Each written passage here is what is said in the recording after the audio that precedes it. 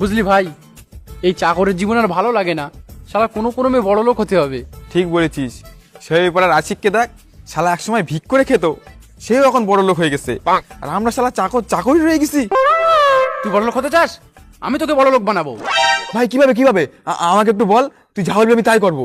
আরে তোকে তেমন কিছু করতে হবে না, তুই শুধু তোর আধার কার্ডে তাজিম নামটা পাল্টে বড় লোক লিখে দে, দেখবি তুই বড় লোক হয়ে যাবি। আরে ভেড়াচোদা, আমি নামের বড় লোক হতে চাই না, টাকার বড় লোক হতে চাই। আচ্ছা শোন, আমি বুঝতে পেরেছি আমরা কোনোদিন বড় লোক হতে পারবো না, কিন্তু তুই একটা কথা বল, আমি শুনেছি তোর মালিক নাকি তোকে রাত দিন উঠতে বসতে মারে। শুধু কি উঠতে বসতে মারে? আমি যদি ঘরের সব কাজ কমপ্লিট করে শুয়েও থাকি, তাও শালা মালিক শুয়োরের বাচ্চা এসে আমার গান মারে। ও, এইবারে বুঝতে পেরেছি তুই কেন সবসময় উবে বসিস।